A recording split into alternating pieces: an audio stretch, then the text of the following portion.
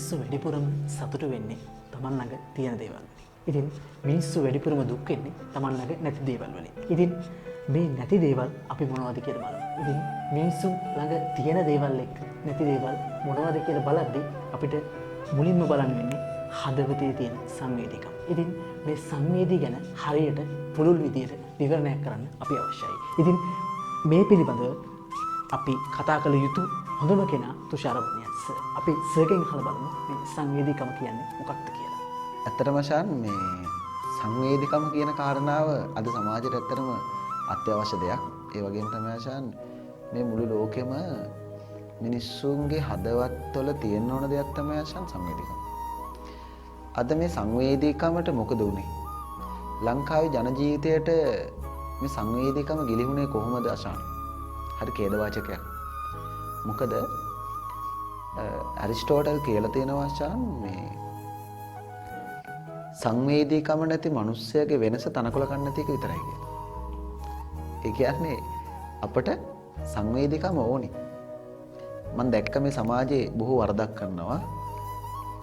කෙනෙක්ගේ දුක දැක්කම කෙනෙක්ගේ අසරණ බවක් දැක්කම ශාන් ඇස් දෙකට කඳුළු වුණනේ මිනිස්සු මේ සමාජයේ ඉන්නවනේ. ඒ මිනිස්සු දිහා බලන ගොඩක් දෙනා දකින්නේ මිනිස්සු නිවටයි කියලා ශාන්. ඒකේ මිනිස්සුන්ගේ දුර්වලතාවයක් කියලානේ හිතන්නේ. ඒ වුණාට ශාන් මට හිතෙනවා ගුරුවරයෙක් විදියට කෙනෙක්ගේ දුකක් දැකලා කෙනෙක්ගේ අසරණ බවක් දැකලා ඇස් දෙකට කඳුලක් වුණනේ මිනිස්සු ඉන්නවනම් ශාන් මම හිතන මේ මිනිස්සු තමයි මේ සමාජයේ ඉන්න උදාාරත මිනිස්සු. ඒ මිනිස්සු තමයි හදවතක් තියෙන මිනිස්සු. අද සමාජයේ ඉන්නවා අශාන් හදවත කියන දේක් තියනවද කියලා අපිට ප්‍රශ්නයක් තියෙනවා.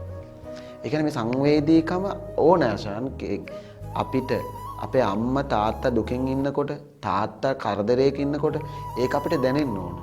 තමන්ගේ දරුවා වේදනාවෙන් අඬනකොට ඒක අම්මා තාත්තට දැනෙන්න ඕන. ඉතින් අශාන් මේක දැනෙන්න අපිට මොකද තියෙන්න ඕන? සංවේදීකම. ඉතින් මේ අද සමාජයේ පුතුම ගැටලුවක් නේ අශාන් මේ සංවේදීකම නැති එක. අම්මා තාත්තට අද සංවේදීකම නැහැ. දරුවන්ට අද සංවේදීකම නැහැ.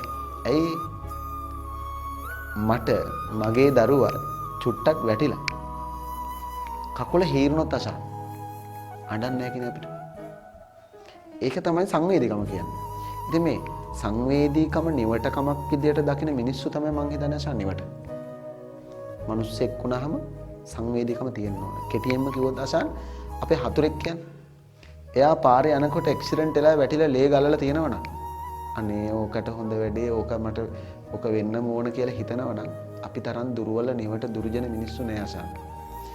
අපිට හතුරගේ වුණත් ඒ වගේ අවස්ථාවක ඇස් දෙකට කඳුළු වෙන්න ඕන. මේ හදවතට වේදනාව කියන එක එන්න ඕන. එහෙම වුණොත් තමයි අශාන් මේ සමාජය අපිට මේ යුතුයකම් තේරෙන්නේ. අපිට මේ සමාජ මිනිස්සුන්ගේ දේ තේරෙන්නේ.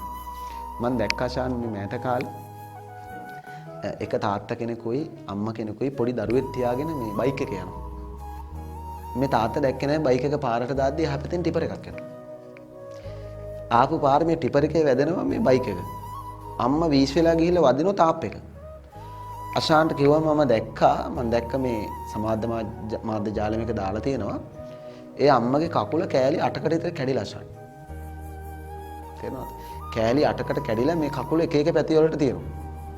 හැබැයි අශාන් අර පොඩි දරුවා අඬනකොට ඒ අම්මා පොඩි දරුවා ලයට තුරුල් කරගෙන මේ දරුවට කිරි දෙනවා. අච්චර වේදනාවකින් පෙළෙන මේ අම්මා කකුල් කෑලි වලට කැඩිලා. හැබැයි දරුවා ළඟට අරගෙන ඒ අම්මා කිරි දෙනවා. කොච්චර සංවේදීද බලන්න. මේක දැක්කම අපිට ඇඬෙන්න ඕනේ නේ අශාන්. මේකනේ වෙන්න ඕනේ. හැබැයි මේකට මම දැක්කම කමෙන්ට් කරලා තියෙනවා උදාර හැඟීමක් නියමයි අක්කේ. එහෙනම් අපි දුර්වලයි අශාන්.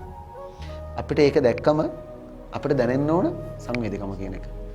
මේ සමාජයේ අද මහලු නිවාසවල අම්මා තාත්තා ඉන්නේ ඒ අම්මා තාත්තා දරුවන්ට සංවේදීකම් පුරුදු කරලා නැති නිසා.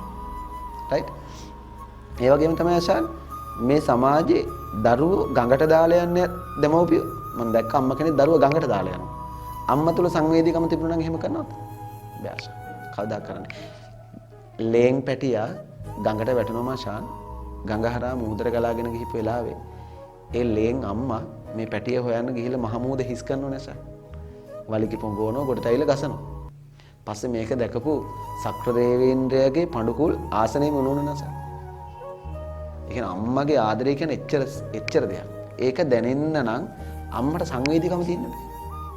අද දරුවෝ අඳුර ගන්න අම්මා තාත්තට බෑ. දරුවන්ට අම්මා තාත්තා අඳුර ගන්න බෑ. මොකද්ද ප්‍රශ්නේ? සංවේදී නේ. මිනිස්සුන්ට සංවේදීකම ඕන.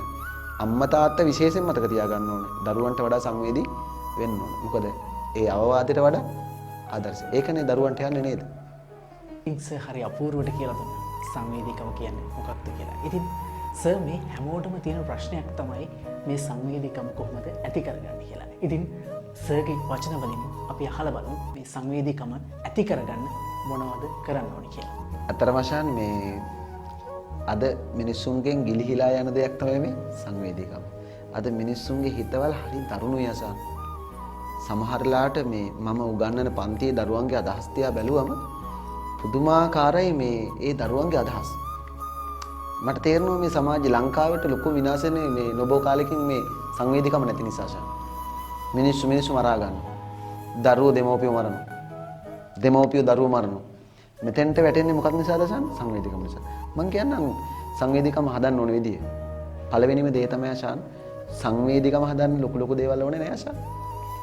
අතීතයේ අපේ අම්මලා මට මතකයි අපේ අම්මලා පොඩි කාලේ අපිට සංවේදීකම හදපු හැටි. කවියට පුළුවන් සංවේදීකම හදන්න. ගීයක් රස විඳලා පුළුවන් සංවේදීකම හදන්න. ගුරුවරයෙක් එක්ක වචනයට පුළුවන් සංවේදීකම හදන්න. මට මතක් වෙනවා මම පොඩි කාලේ මේ අපේ අම්මා මට කියලා දීපු කවියක් අශාන්. මේ කවිය අහලා මම පුංචි කාලේ අඬනවා. ගොඩාක් අඬනවා. මේ අපේ අම්මා මේ හාවෙක් ගැන හාම්ම කෙනෙක් ගැන ඒදාවේ කවියක් කියලා දුන්නා. ඉතින් ඒ කවිය මම මතක් කරලා අදට හාමස් මං කන්නේ ආශා. හාවෙක් දකින්නකොට පුදුම ආදරයක් ඇති වෙනවා. අපේ අම්මා කවියක් කියලා දුන්නා. ඒක අහා මං ගොඩාක් ඇඬුවා ශාන්. මට පුළුවන් විදිහට මං කියන්නද? ඒ කවිය දෙනවා මෙහෙම. එක අම්මා කෙනෙක්ගේ සිතුවිල්ලක් අශාන්. බලන්න කවියට සංවේදීකම හදන්න බැරිද කියලා. හා අම්මා කෙනෙක් එයාගේ දරුවා ගැන සිතුවිල්ල. මේ හා අම්මා තමන්ගේ දරු පැටියා මේ කැලේ එක වත්තක තියලා මේ කවියේ තියෙනවා මෙහෙම. අපි කවිය ඉස්සෙල්ලම රස විඳලමුකෝ. කවියේ තියෙනවා ශාන් වත්ත වටට වැටිය කොටා මගේ පුතාට කල යුත්තේ කැත්ත සිලින් බිලින් ගගා මගේ පුතා කපන සද්දේ බඳුන වටට ගිගුම් දිදි මගේ පුතා ඉදෙන සද්දේ මගේ සුරතල් පුතා නැතිව මං කොහොම ඉඳ බැද්දේ. ඒ කවියේ පේලි 4 වෙනි දිනශා මේ හා අම්මා මේ වත්තක මේ පැටියෙකුත් එක්ක ඉන්නවා. පස්සේදී මේ වත්තේ වටේම මේ වත්තේ අයිතිකාරය පොඩි අර මල තියලා තියෙන වැටි හබක්. තේරෙනවද? වැටි හබ කියලා කියන්නේ ඒකට. මේක තියලා එයා මේ වත්තේ හැමදාම මේ මල තියෙන සතුන් අල්ලනවා. එක දවසක් මේ හා අම්මා ඇවිල්ලා බලනකොට පැටිය නැහැ. හා අම්මා කලබල වෙලා දුවල ගිහිල්ලා එයා දන්නවා මේ වැටි හබ තියෙනවා කියලා. එක තැන්වල බලනවා. බලනකොට එක තැනක් පොඩි සුණු විසුණු වෙලා සාන. එයාට හයිය හිතරා වේදනාවක් ආව මගේ දරුවා අහු වෙලා වෙන්නේ නැති කියලා. ඒ අවශ්‍යයට සද්දයක් ඇහෙනවා. එයා එහා පැත්තේ අර මිනිස්සෙගේ මේ ගේ ඇතුලේ සද්දයක් ඇහෙනවා. ඒ සද්දෙට තමයි ආශාන් මේ අම්මා හුම්කන් දෙන්නේ. වත්ත වටට වැටිය කොට මගේ පුතාට කළ යුද්ධේ. කැත්ත සිලින් බිලින් ගගා මගේ පුතා කපන සද්දේ. බඳුන වට ටික වෙලාවකින් එයාට ඇහෙනවා බඳුන වටට ගෙගුම් දිදි මගේ පුතා ඉදෙන සද්දේ. මම මොනව කරන්නද පුතේ? මගේ සුරතල් පුතා නැතුව මන් දැන් කොහොම ඉඳ බැද්දේ? නමුත් හා අම්මගේ සිතුවිල්ල කවියා ලියලා තියෙන ආශාන් හා අම්මගේ හදවතට ගිහිල්ලානේ. සංවේදීකම අපිට හදන්න බැරිද? සංවේදීකම කවියට හදන්න පුළුවන්. සංවේදීකම ගීතයට හදන්න පුළුවන්. එතකොට අපේ රටේ ගීත රචකයෝ සංවේදීකම හදනවා. අපේ රටේ කවියෝ මිනිසුන්ට සංවේදීකම හදනවා. අපේ රටේ ගුරුවරු දරුවන්ට සංවේදීකම කියලා දෙනවා. හැබැයි දෙමව්පියෝ මොකද කරන්නේ සර්? ෆෝන් එකක් ගෙනත් දීලා ඩ්‍රැකියුලා ෆිල්ම් දාලා දෙනවා බලන්න. ඒකේ මිනිස්සු කනවා. මිනිසුන්ගේ බඩවැල් ටික ඇදන් කනවා. ටක් ගාලා බෙල්ල කපලා දානවා. කීයතෙන් අල්ලලා කපනවා. සංවේදීකම මොකද වෙන්නේ සර්?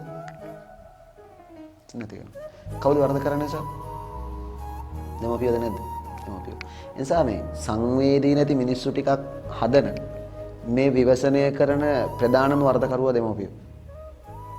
දරුවන්ට මේ ෆිල්ම් එකක් මේ පෝන් එකකින් සංවේදීකම නැති කරලා තියෙනවා. ඒ නිසා සංවේදීකම නැති මිනිස්සු හැදෙන්නේ ඒකයි. ඔයාලට මම කිව්වේ බලු පැටවු ටික තමන්ගේ ඇඳෙන් ගෙනත් තියන් තමන්ගේ තාත්තා බලු කුඩුවට දාන මිනිස්සු හැදෙන්නේ සංවේදීකම නැති නිසානේ. ඒ නිසා මේ අර ඩැකියුල් වල ෆිල්ම් වල මේ වර්තමානයේ තියෙන මේ තාක්ෂණික මේ දේවල් වල සංවේදීකම නැහැ නේද? අපි බොහෝම පරිස්සම් වෙනවා දෙමව්පියෝ විදියට. දරුවන්ට පුරුදු කරන්න ඕන. ලස්සන අපේ අම්මා කියලා දීපු කවිය නිසා අදටත් මම සංවේදී මිනිහෙක් වුණා නේද? අදටත් මම සංවේදී මිනිස්සෙක්. මේ ලංකාවේ සියලු දෙමව්පියන්ට පුළුවන් මේ කාර්ය කරන්න. ඉතින් මම මේ ලංකාවේ සියලු දෙමව්පියන්ට ආරාධනාවක් කරනවා. තමන්ගේ දරුවට ෆෝන් එක දීලා සංවේදීකම නැති වෙන දේවල් බලන්න දෙන්න එපා. විශේෂයෙන්ම ටෙකුලා ෆිල්ම් බලන්න දෙන්න එපා. කාටුන් බලන්න දෙන්න එපා. ඒකල්ල. පටන් ගමු අපි දරුවන්ගෙන් අසා. මහා මිනිස්සු ගාව තමයි වැඩිම සංවේදීකම තියෙන්නට ඕන. සංවේදීකම උපදවන දේවල් කියලා දෙන්න. එතනයි මේ ලෝකේ ලස්සන වෙන්නේ. මං හිතන මේ ටික කරොත් ලංකාවේ තරම් සුන්දර මිනිස්සු මේ ලෝකේ කොහෙවත් නැති වෙයි කියලා. සංවේදීකම කියන්නේ මොකක්ද? සංවේදීකම ඇති කරගන්න අපි මොනවද කරන්න ඕනි කියලා හරි අවබෝධයක් ඔබට ලැබෙන්නේ නැති. ඉතින් මේ අවබෝධෙත් එක්ක ඔයා තවත් සංවේදී වෙන්නේ නැති. ඉතින් මේ සංවේදීකම ඔයාගේ ජීවිතයට අත්‍යවශ්‍යයි. ඉතින් මතක ඇතුව අපේ channel එකත් එක්ක මේ වගේ රැඳිලා ඉන්න මතක ඇතුව අපිව subscribe කරලා තියාගන්න මේ යටි.